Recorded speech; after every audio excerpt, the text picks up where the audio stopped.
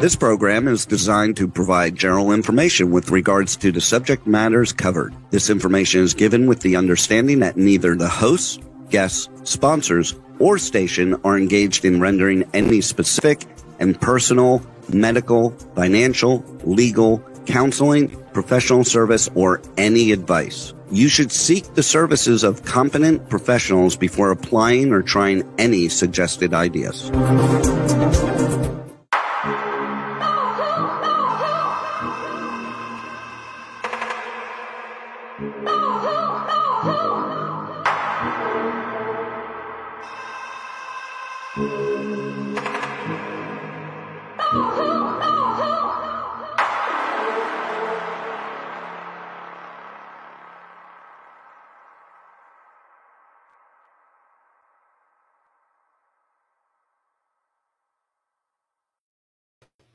Good morning, truth seekers and true crime junkies. Nanette is back with another episode. A little bit of housekeeping here. We're going to jump back to the presentation really quick here and talk about some research or some additional information that I found.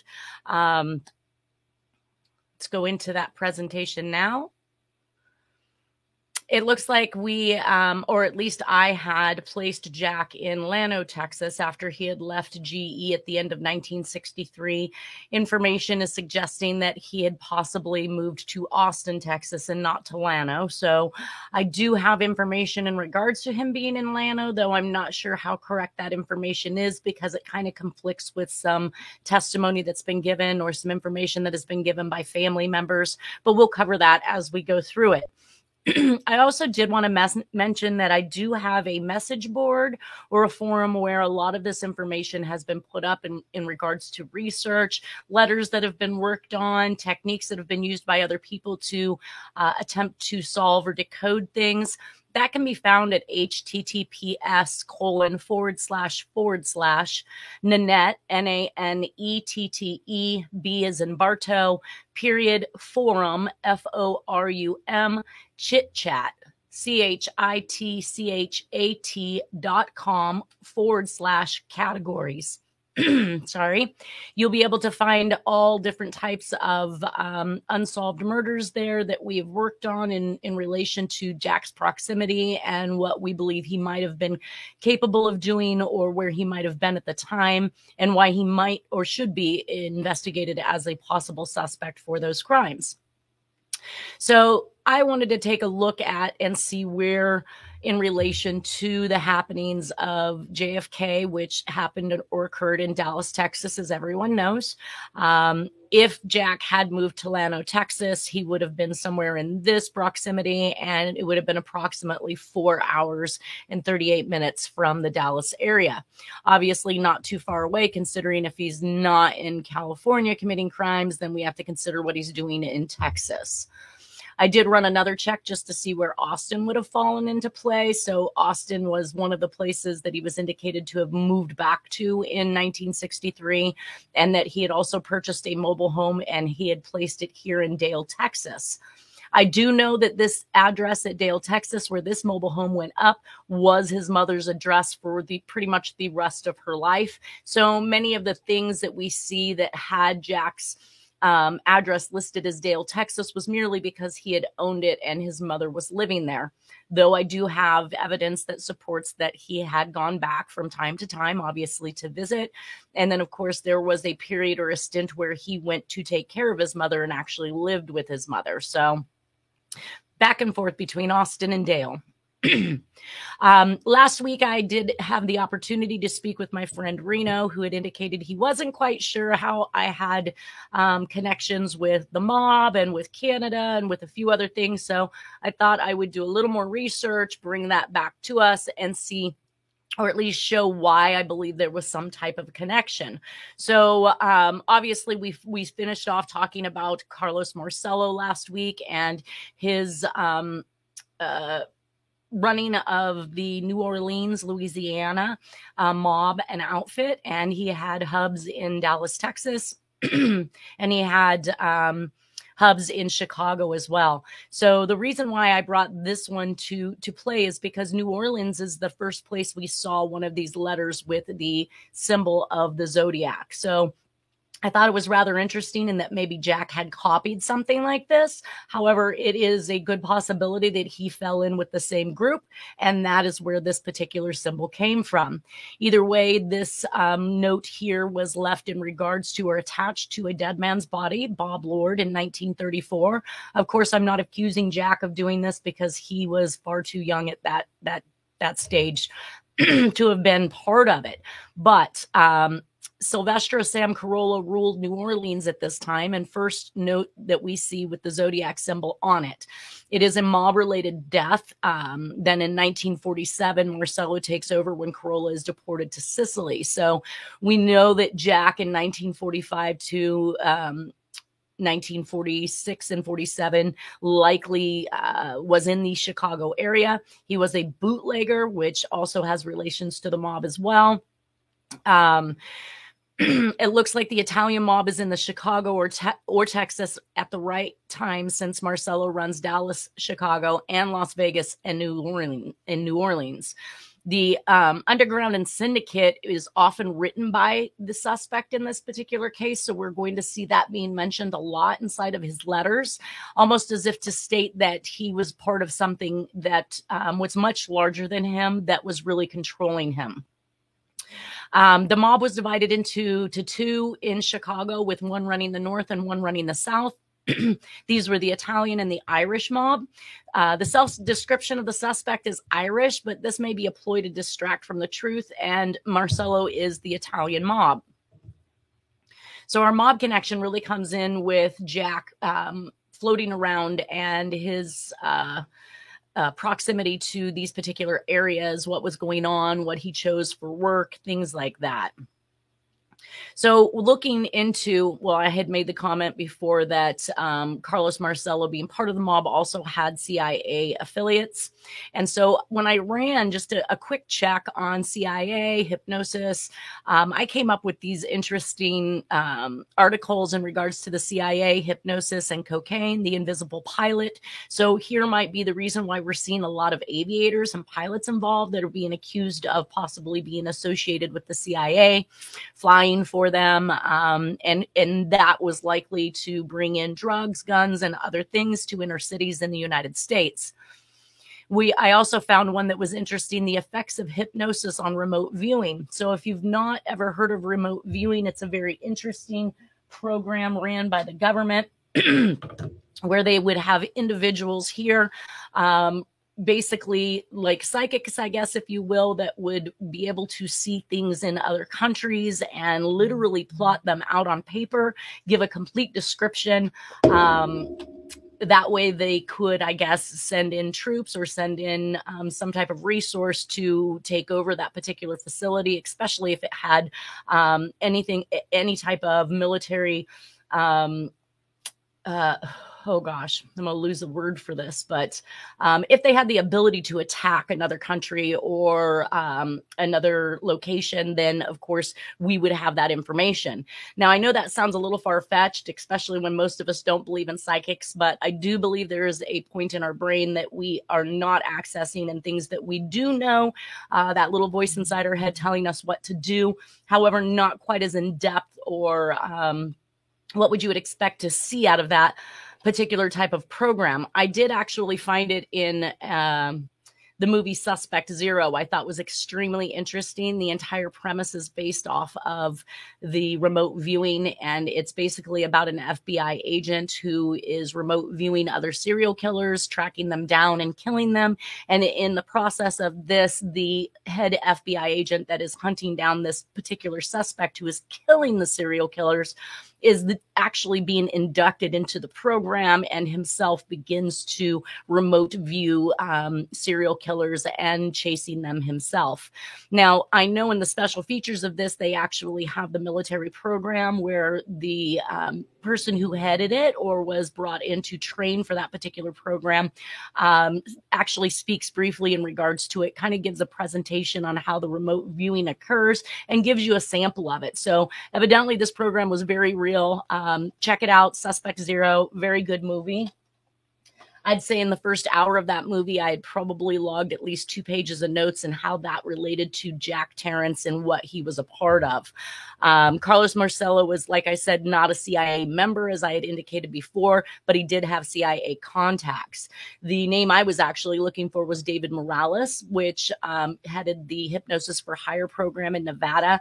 And we know that Jack consistently returned to Nevada under the guise that he was gold panning and selling the gold. I think there was a lot more going on there, whether or not it was him selling the actual gold pieces or jewelry that he stole from his victims, or whether or not he was up there for another means altogether that we're completely unaware of.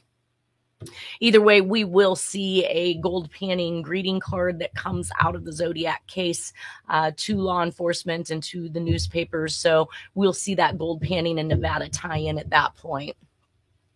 So also the Canada connection. So it was the mom in Canada, and how did we come up with a murder in Canada?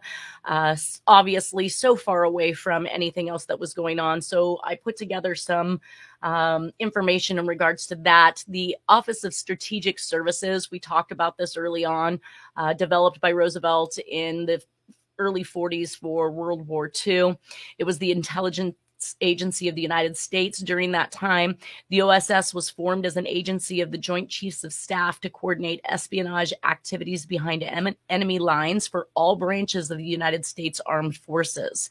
So Jack very well could have become a part of it. The individuals who were recruiting for this program were actually looking for people just like Jack, wayward individuals, extremely intelligent, that could win a bar fight. Other OSS functions included the use of propaganda, subversion, and post-war planning. The OSS was dissolved a month after the end of the war. Intelligent tasks were shortly later resumed and carried out by its successors, the Department of State's Bureau of Intelligence and Research, and the Independent Central Intelligence Agency. So we're going to bring back in the CIA. On December 14th of 2016, the organization was collectively honored with a Congressional Gold Medal. I'm not quite sure why, but some of the things that I did discover while I was doing this research is that they had a camp called Camp X near Whitby, Ontario in Canada. It was an assassination and elimination camp, a training program that was operated by the British Special Operations Executive, assigning exceptional masters in the art of knife-wielding combat. I bring that up because obviously the Zodiac Killer was very astute with a knife. A lot of these murders that we've seen so far did indeed include a knife, especially these early on ones where there was overkill with the knife. And one of the more interesting uses of the knife was the 3.5 inch by 1/2 inch blade, where we have at least 3 females that were stabbed directly in the heart. They appeared to have passed out by the passerbys or the people who were around them. They were completely unaware that the individual had been stabbed because little to no blood had seeped out. So until the individual was actually checked out, it wasn't known that they had actually been stabbed. It happened so quick and so easy. This, to me, tells me somebody has had ample training to be able to walk up, stab precisely where they need to stab, puncture the heart, kill the person, walk away without anybody even being able to identify them. So many members of the Office of Strategic Services also were trained there. It was dubbed the School of Mayhem and Murder by George Hunter White, who trained at the facility in the 1950s. Now, I know we've talked about George Hunter White as it applies to the MK Ultra program, and we know that he headed that in San Francisco. It was extremely interesting to me as I was making this connection to the Canada murder to this particular school, because if we look at it, the Canada murder of the little girl on the handlebar of the bicycle occurred here in Banastra, right next to Clinton Air Force Base. And then, of course, as you climb down here, 2 hours and 37 minutes away, you will find Whitby, and Whitby, Ontario is where this murder and mayhem training occurred. So George Hunter White then went on to head the MK Ultra in San Francisco. I do believe that he started with MK Ultra in New York. I could be wrong, but I'm pretty sure that my memory of the research was correct and that he was brought in from New York, which would place him closer to this particular area in Canada. So basically,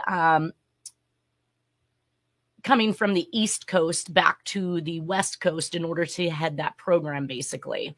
So another of the MK Ultra sub-projects, Operation Midnight Climax, consisted of the web of CIA-run safe houses in San Francisco, Marin, and New York. Now, we will see one of the letters from the Zodiac era that speaks about Marin. So Marin may have been where he operated out of under this particular program, but there were safe houses in San Francisco, and we did show how Jack was within 7 to 10 miles of those safe houses.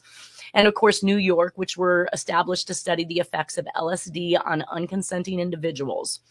Prostitutes on the CIA payroll were instructed to lure clients back to the safe houses where they were surreptitiously plied with a wide range of substances, including LSD, and monitored behind one-way glass. So evidently, George Hunter White was a bit of a voyeur, and he enjoyed sitting behind that glass and watching what was going on. Kind of sick. Anyways, several significant operational techniques were developed in this theater, including extensive research into sexual blackmail. That's where I talk about the socialites that were part of the MK Ultra program. Their goal was to get into bed with high-ranking officials and leaders and to basically soak information out of them that could be used by others. So aside from the sexual blackmail, there was surveillance technology and the possible use of mind-altering drugs in field operations. In 1957, with funding from a CIA front organization, Donald Ewan Cameron of the Allen Memorial Institute in Montreal, Quebec, Canada, began MK Ultra Subproject 68. We're going to get to that here in a second and see how that relates to everything else. But that also drives us right back into Canada once again with the Allen Memorial Institute. We are also going to see Allen used as a ploy in some of the letters that were sent as a willing or unwilling accomplice to some of the crimes that we believe that Jack has perpetrated.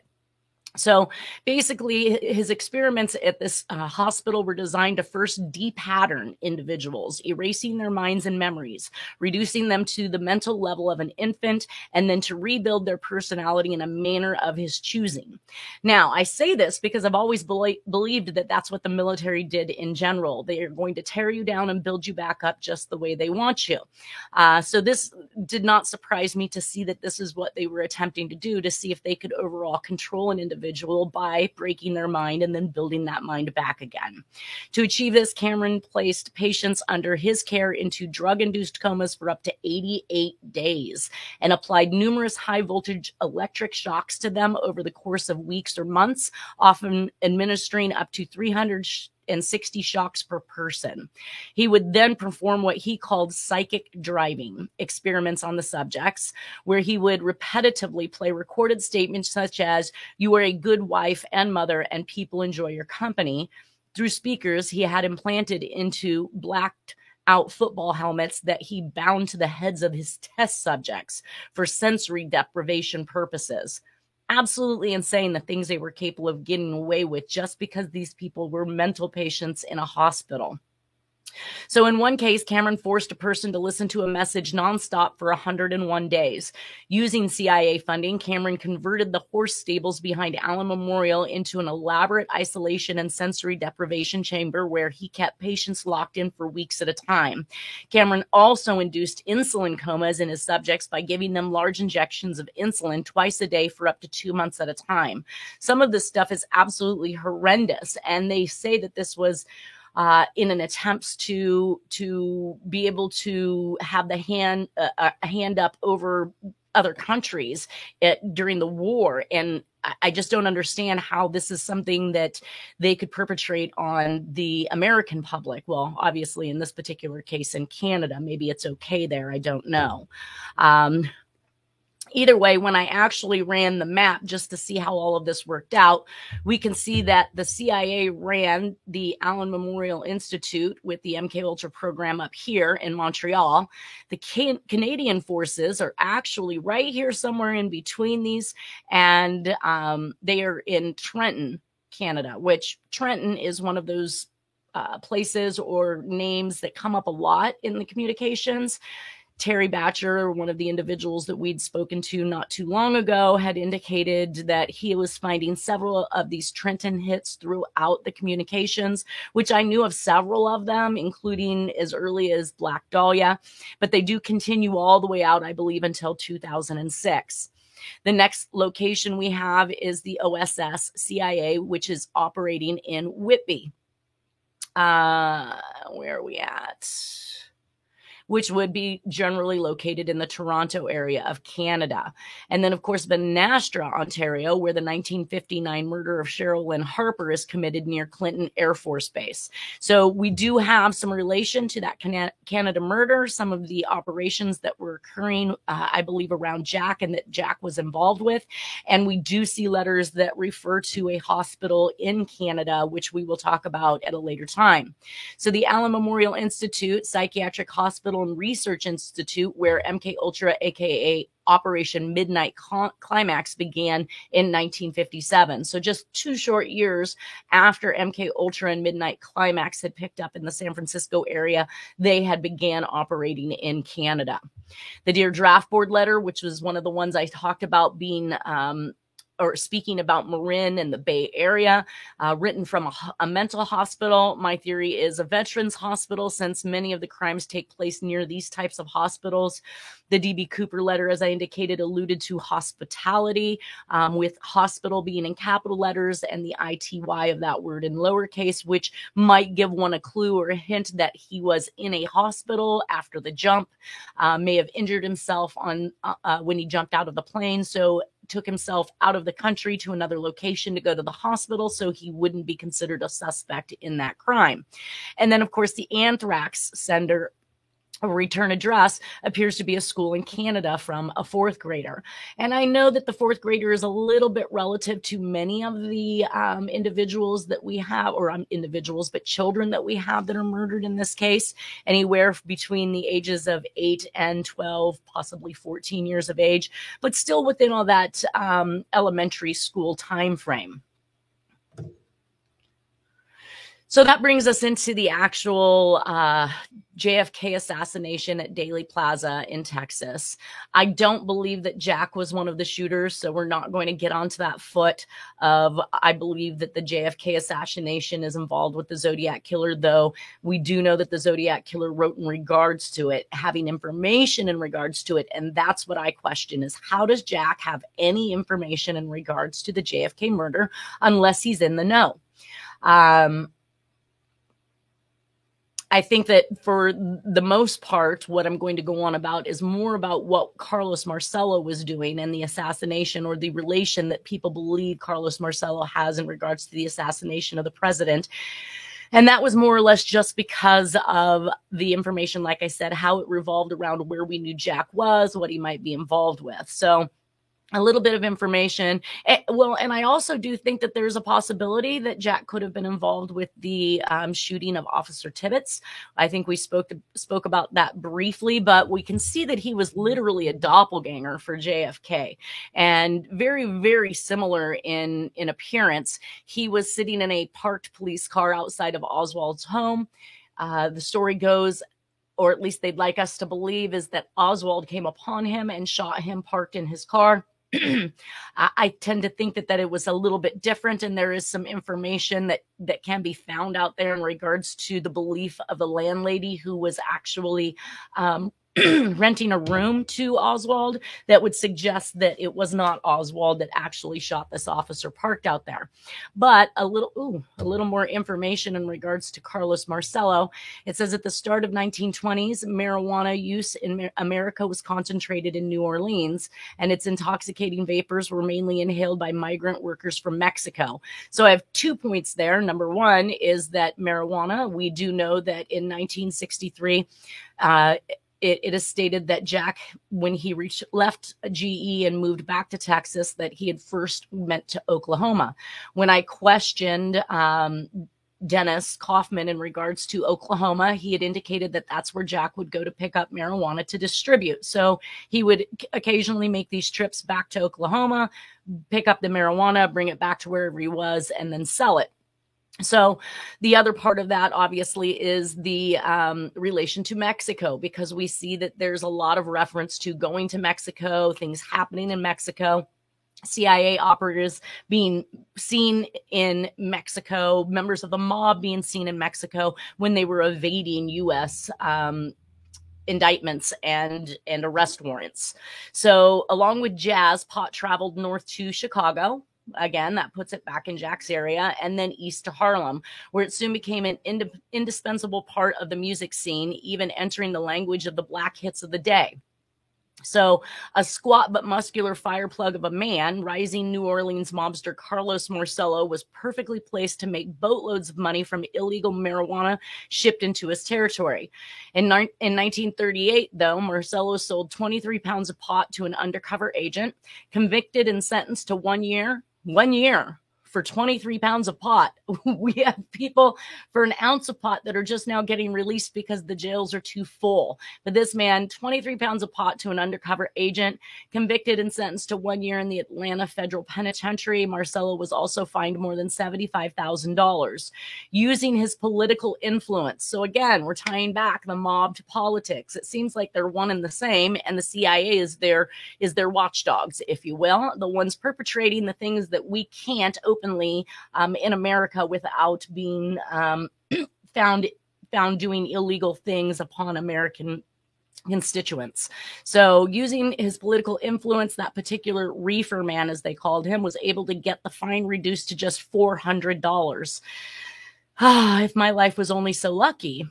And he was out of prison in 9 months. So literally did almost no time for it, paid little to no money for it, and was out and about to continue on with his business. With the Louisiana mafia boss Sam Carolla pulling the strings, Governor O.K. Allen, a former stooge of assassinated Senator Huey Long, provided the leniency. So that's interesting. So we have another Allen reference, and that may be another thing that we see ongoing in these crimes and communications. But Allen keeps tying back into what we're seeing. So legend has it that Marcello eventually had a tailor sew a foot-long pocket into the left leg of his trousers, which he would stuff with cash as he made his rounds through Jefferson Parish, paying off the police one by one. So now we have the police involvement along with the mob.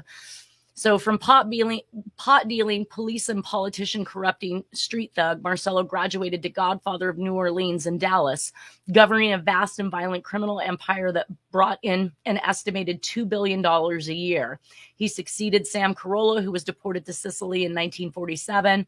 Marcello quickly became a generous financial supporter of Richard Nixon. So we're going to find some Richard Nixon involvement, because I believe that many of the crimes or the cases of serial killings occurred almost as a deflection to have us looking one direction because politicians are doing something in the other direction.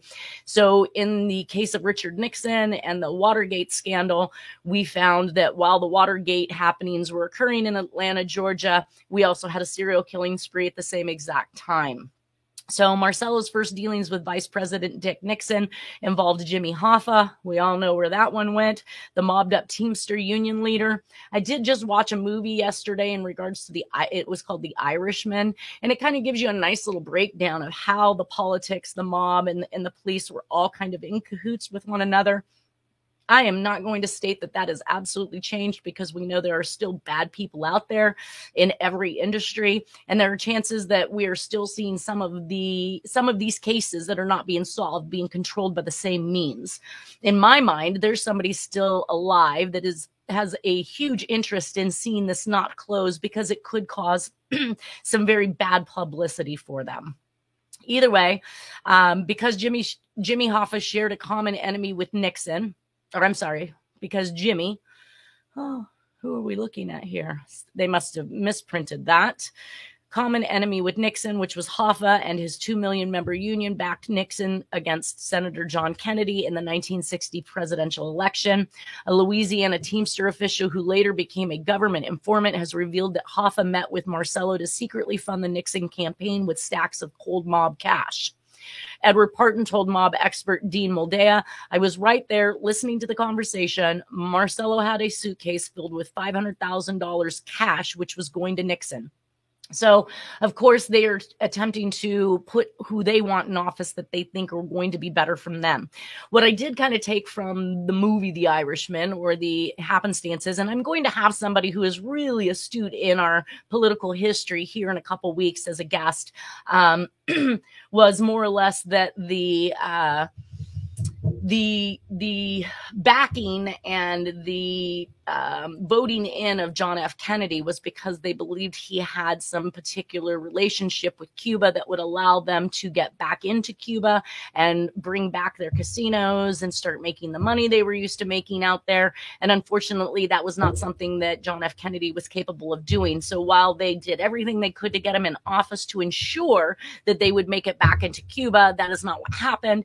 And I'm not going to say that that is one of the reasons why he was assassinated, because there are so many other reasons, like putting a price cap on steel and wood and things that are in huge big business or big industry that kind of put a cap on the money these individuals can make, and they were very upset about that. So I've seen things with unions and big business that all were kind of on the boat of, like, we've got to get JFK out there because he's way too good for this country. He's looking out for us, basically. So let's see here. Within a few weeks of that payoff, Vice President Nixon managed to stop a Florida land fraud indictment against Hoffa. Very interesting that all of these individuals seem to be being pardoned. And we're going to talk about some of the cases in which political pardons have occurred for individuals that were either suspects or thought to be suspects in the crimes that were committed, that I believe Jack committed, that somebody else was actually hemmed up for. The Hoffa-Marcello meeting took place in New Orleans on September 26th of 1960 and has been verified by William Sullivan, a former top FBI official. Senator John Kennedy edged out Vice President Nixon in the 1960 presidential election, and Hoffa, thanks to Attorney General Robert Kennedy, was soon sitting in a prison cell for jury tampering and looting his own union's pension funds of nearly $2 million. Though if you watch the movie, it indicates everybody who was in charge of this particular union was willy-nilly just loaning money out, and I'm sure that is so that they could make high interest on it to make more money for, I'd say, for the union. I wasn't sure that he was actually using or looting it for personal use as much as they were asserting that he had used the money to give loans to other mobsters and other outfits to build buildings, build casinos, to do things of that nature. So the Nixon-Hoffa link remained solid at least until December 23rd of 1971, when as president, Nixon gave Jimmy an executive grant of clemency and opened the prison gates for him. So again, we see another mobster, another criminal, another underground syndicate being played favorites to and getting out of prison when he rightly should not have, especially if he did half the stuff that movie indicated that he did. So in 1961, Marcello was deported to Guatemala by Attorney General Bobby Kennedy, but the Louisiana Godfather quietly returned in a small plane piloted by an associate named David Ferry. We're also going to see how David Ferry wraps himself around these particular cases and other instances as we go through here. Later considered a prime suspect in the JFK assassination by the New Orleans District Attorney Jim Garrison. I don't have any information to suggest that's true. Again, this is not a crime that I followed. It's just research that popped up as I was typing in keywords, and some of those things happen to actually revolve right around what Jack was doing. In 1967, just as Garrison prepared to indict him, Ferry was found dead in his apartment. Wow, not a shocker. Loose ties seem to be something really big in the mob area, and not just loose ties, but if you did wrong by them, they did not just kill you, they killed you, your family, and anybody associated with you, which may be why we see so many murders in the Kennedy family. So in 1967, just as Garrison prepared to indict him, Ferry was found dead in his apartment. He was lying on a sofa with a sheet pulled over his head.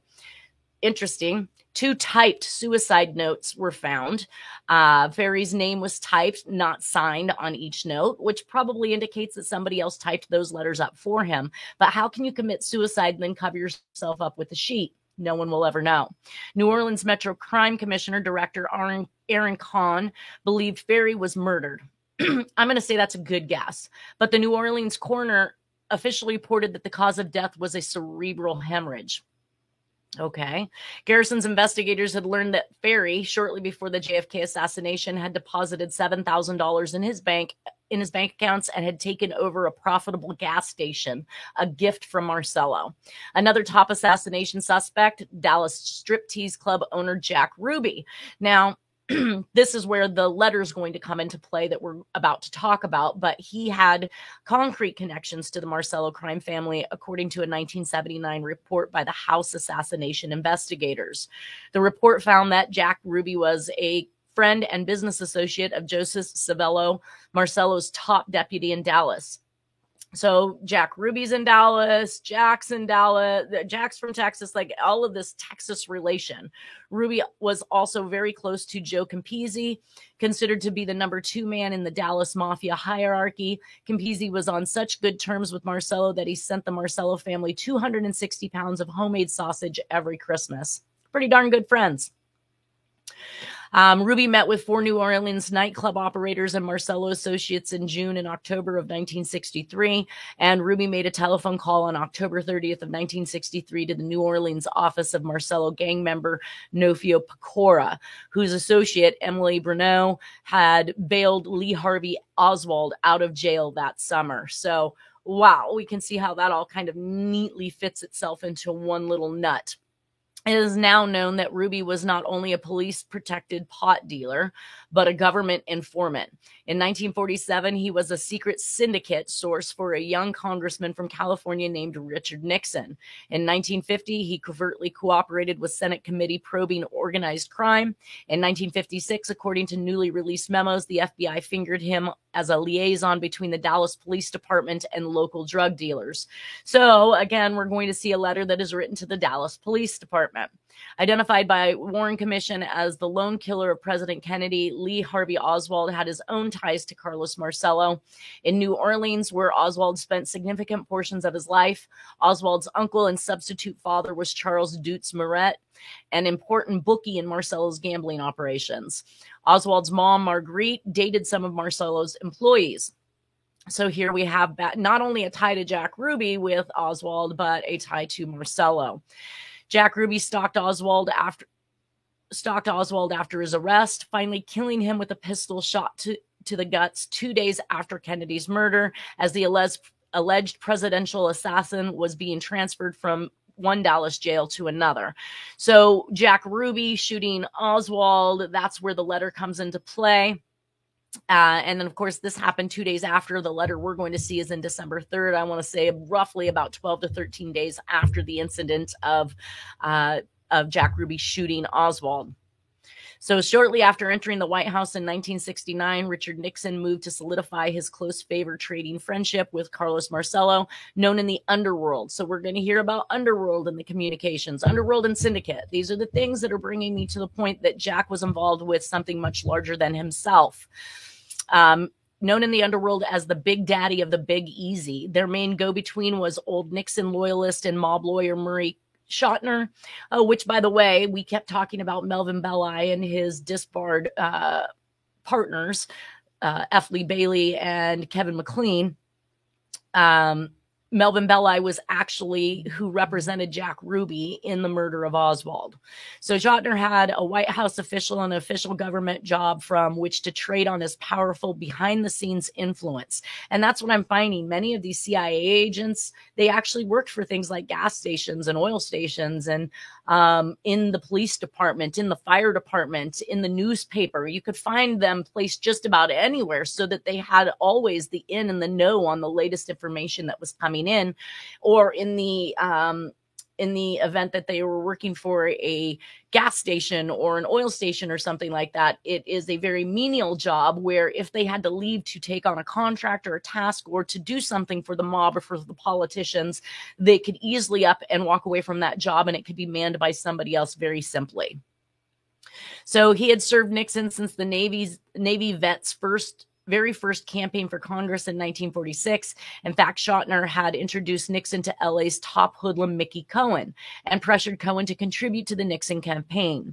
Schottner was associated with scores of other leading gangsters, including Meyer Lansky and Ben Bugsy Siegel. When Schottner, on behalf of President Nixon, sought to aid Marcello, the gangster was facing a 2-year prison term for his 1968 conviction of assaulting a federal officer. Wow, of all the things that they could have been convicted of. Throughout Nixon's first 2 years in office, Marcello and his lawyer used all the clout they could muster with the administration to get Marcello's sentence cut. Nixon's crooked Attorney General John Mitchell finally put the squeeze on a federal judge to slice Marcello's prison term to 6 months and arranged for him to spend that time at the Medical Center for Federal Prisoners in Springfield, Missouri. Now we see Springfield coming up. Mitchell was the first person since the FBI was established in 1908 to hold the office of Attorney General without undergoing an FBI investigation, thanks to a special request made by Nixon to his ever-loyal crony J. Edgar Hoover. And again, we hear both of these individuals being called out by the suspect. In 1979, Mitchell himself was found guilty of conspiracy, obstruction of justice, and perjury, and sentenced to 2.5 to 8 years in prison for his role in the Watergate break-in and cover-up. So all of this stuff is just going to keep making itself a nice little circle around things. So Marcello emerged from his term at Springfield in March of 1971, just in time to aid Schottner's effort to spring Jimmy Hoffa from prison. At about the same time, President Nixon, perhaps in part to aid Marcello's illegal drug trafficking business, ignored a call by a blue ribbon presidential commission to decriminalize marijuana. Wow. Well, that decision has startling repercussions. I actually found it interesting. Some of the research I did on the marijuana trafficking and the happenstance of it becoming illegal really was kind of one of those efforts that was forced or at least pushed very heavily by William Randolph Hearst, who is the media magnate of many of the newspapers around the United States. And of course, that is because the hemp that was created by this plant could produce faster and more supplies for paper and things of that nature. And of course, that ate into the money that Hearst could make by using actual trees for paper and so forth. So he was a big proponent of getting that shut down as an illegal substance back in the early 1900s. And of course, they had it taxed so heavily, it made it almost impossible for farmers to farm the hemp. On and on, we can see how these individuals are creating laws that would help benefit them and their incomes. I'm not going to really go through much more of the particulars on Marcello at this point. We are kind of getting an idea of who he is. I will say, though, in short, in 1979, the House Assassinations Committee concluded that at least 2 shooters were involved in the JFK assassination, and that the most likely conspirators were Hoffa, Marcello, Trafficante, and Chicago Godfather Sam Giancana. These are a lot of the names that are coming up in some of the solves by Harriet Suchet, and we're going to speak to her week after next in regards to some of those solves, and we'll see how she came up with some of the information that appears as though the Zodiac killer is attempting to tell on these individuals or to state, I have this information, so you probably don't want to mess with me. There was a question, did Nixon himself know what his mafia and perhaps CIA friends were up to? Speaking with Haldeman on one of the newly released White House tapes, the 37th president dismissed the Warren Commission's lone killer finding as the greatest hoax that had ever been perpetuated. So if I read that correctly,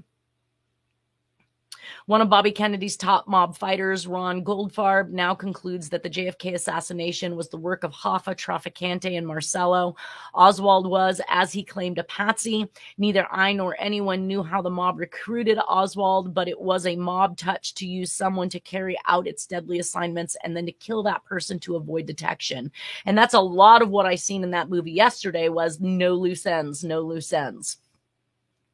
Then in 2009, a secret FBI informant exploded a verbal bombshell. Carlos Marcello once told him during a prison yard conversation, "I had the little bastard," referring to JFK, "killed. He was a thorn in my side." Now, of course, anybody could come back after the fact and say that. The fact of the matter is that nobody was arrested literally for this crime from the individuals that actually committed it, of course, because many people believe that Oswald was a patsy. Officer Tippett, like I said, was a doppelganger for JFK. So he had said to have been parked outside Oswald's home, like I'd indicated, and then ultimately shot. Or was he an unwitting victim to a conspiracy that his body was needed for? That's another story, another conspiracy within the JFK field. Either way, the Zodiac killer took credit for shooting a man in a parked car with a .38, just like I said. And the reason why I put all of this stuff ultimately together is because Jack has bragged about hunting on Lyndon B. Johnson's ranch and having a invitation to the wedding of Lyndon B. Johnson and his wife. So Jack has a direct affiliation with Lyndon B. Johnson, and a lot of the information that you'll hear floating around about JFK was that Lyndon B. Johnson was the person to benefit becoming president once JFK was shot.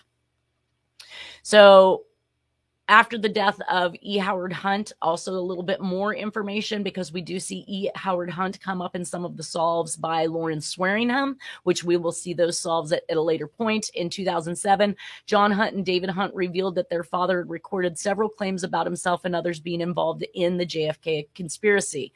In April 2005 issue of Rolling Stone, John Hunt detailed a number of individuals implicated by his father, including Morales, as well as Lyndon B. Johnson, Cord Meyer, David Atlee Phillips, Frank Sturgis, William Harvey, and an assassin he termed French gunman Grassy Knoll, who some presumed was Lucien Sardy.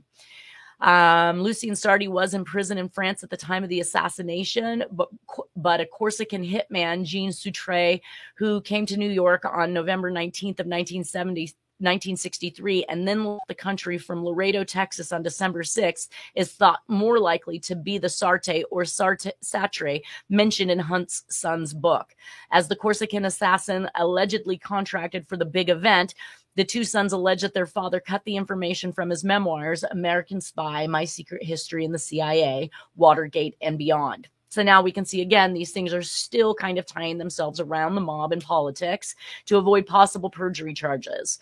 According to Hunt's widow and other children, the two sons took advantage of Hunt's loss of lucidity by coaching and exploiting him for financial gain. Lyndon B. Johnson, again, I already mentioned Jack, hunted on his ranch and received a wedding invitation. That actually brings us to the letter here that we have been discussing for oh so long.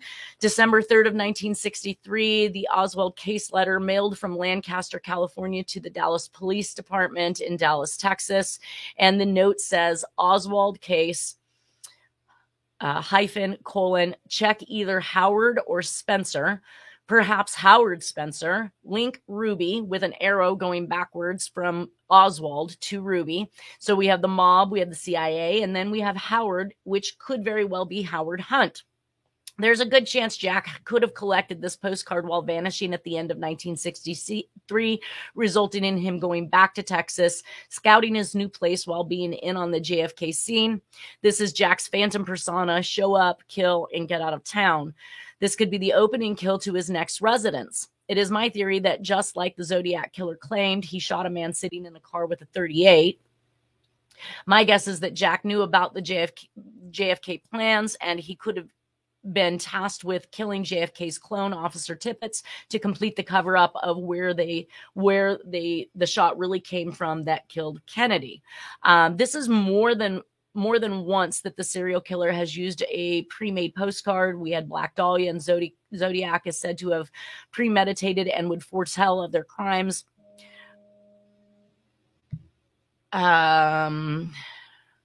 of their crimes when I thought he was talking about past crimes. Hopefully this examination of the letters from one crime to the next from 1944 on will tell this exact same story. Examination of this handwriting yields that the author of the Zodiac Killer letters is the author of this letter. And we are going to actually begin, it looks like we'll talk a little bit about some of the locations, and then get right into the handwriting examination next week. So I'm going to leave off here as this is about all we have time for. We will pick up with some of the information in regards to the JFK murder, some of the inconsistencies and consistencies of that crime and how it applies to Jack. So I hope everybody has a wonderful weekend. We will see you next Friday for that handwriting examination, and we'll show you how the handwriting on that particular postcard is a match to the Zodiac and Jack. Everybody take care and have a nice weekend.